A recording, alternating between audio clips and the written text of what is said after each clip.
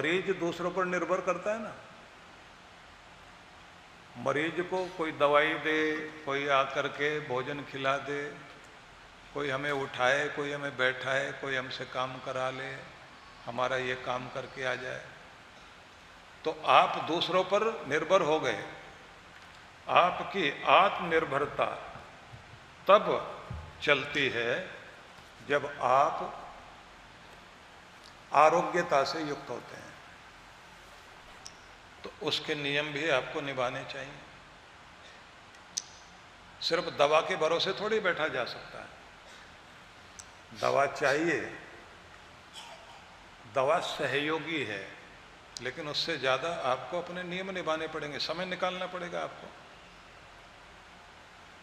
तो यहां बैठे बैठे निश्चय कर लेना कि अब तक जो बीत गया बीत गया, अब नई जिंदगी होगी, नया जीवन होगा, नया परिवर्तन होगा, अब बदलना ही बदलना है। अब तक जो हो गया हो गया। आज का सत्संग कम से कम हमारी जिंदगी को नया रूप देने वाला बन जाना चाहिए। तो आपके सोने जागने के, खाने पीने के नियम बनेंगे। व्यायाम भी करेंगे, प्राणायाम भी करेंगे, योग भी करेंगे, भोजन को भी ठीक रखेंगे, टाइम पर सोना, टाइम पर जागना, और सबसे ज्यादा जरूरी चीज बिना बात के मुस्कुराना।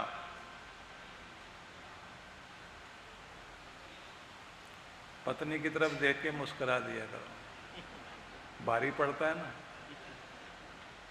सबके साथ मुस्कुरा सकते हो।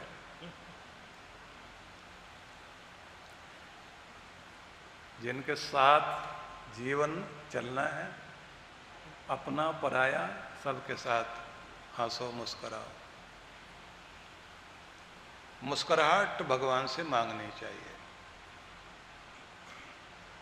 एक बहुत प्यारा संत हुआ है जापान का,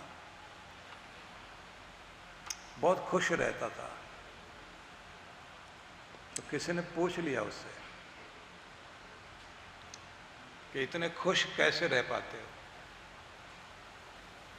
तो उसने बताया कि मैं जब स्नान करने के बाद शीशे में अपना चेहरा देखता हूँ, तो पहले तो अपने से पूछता हूँ कि आज फिर एक नया दिन आ गया, आज फिर नई नई समस्याएं हैं, आज फिर जीवन की चुनौतियां हैं। दिन तो बिताना ही है, कर्म तो करना ही है। तो क्या इरादा है? आज मुंह लटका करके बिताना है या मुस्कुराकर बहादुरों की तरह जीना है, या कायरों की तरह, समझदारों की तरह चलना है, या मूर्खों की तरह हंसते हुए, धन्यवाद करते हुए प्रभु का दिन बिताना है, या शिकायत करते हुए? कि फिर मैं कह देता हूं, नहीं, मैं शिकायती तो नहीं हूं, मैं डरपोक भगोड़ा तो नहीं हूं, मैं उदास निराश मुंह लटकाकर जीने वाला तो नहीं हूं। फिर कैसा हूं? मुस्कुराने वाला, खिलखिलाने वाला, योद्धा और उत्साही, और जीवन को हर दिन जी भर के जीने वाला। बोले फिर पक्का हो गया ना, आज ऐसे जीना है, अच्छे से जीना है ना, तो पक्का इरादा कर कि कैसे भी हो दुनिया तेरी मुस्कुराहट छीनेगी, पर छीनने नहीं दूंगा, मुस्कुराते हुए जाऊंगा। बोले सवेरे तय कर लेता हूं दिन बिताना कैसे है। तो आपको भी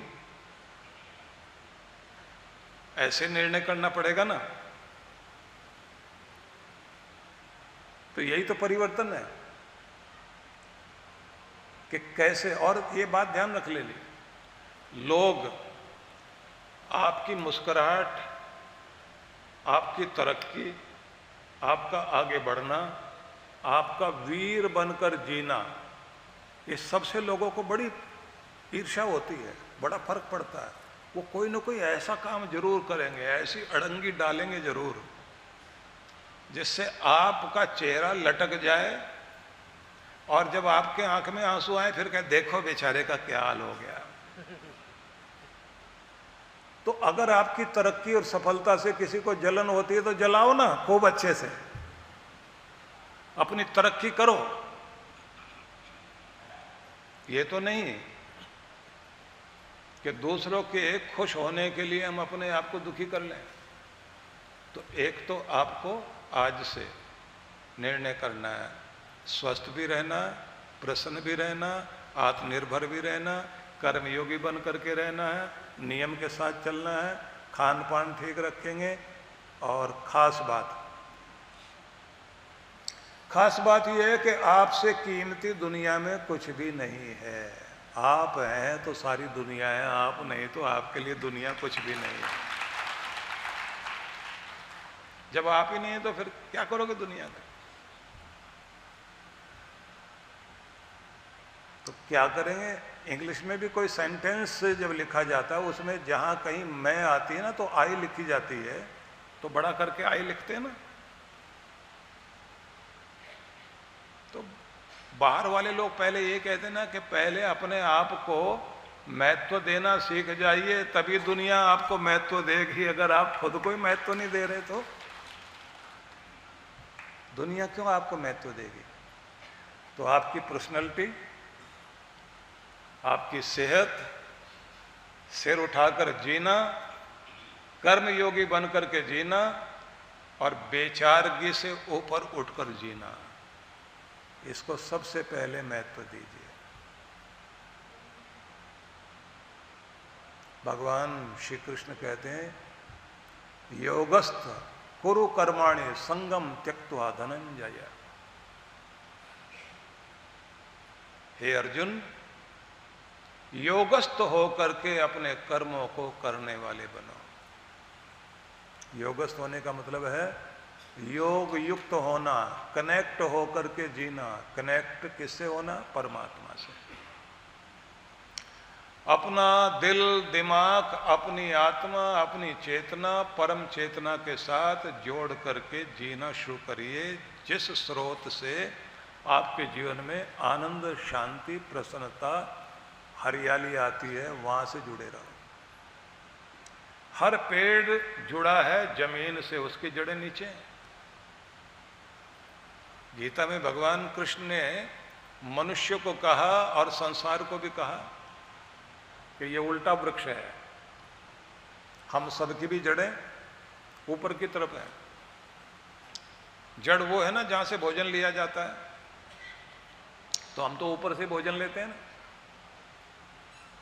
नीचे जो शाखाएं हैं हमारी, ये हाथ पांव उंगलियां, पांव की उंगलियां, हाथ की उंगलियां, हाथ पांव, ये सब शाखाएं हैं। जड़ें ऊपर। तो दो तरह से भोजन लेते हैं हम लोग। एक तो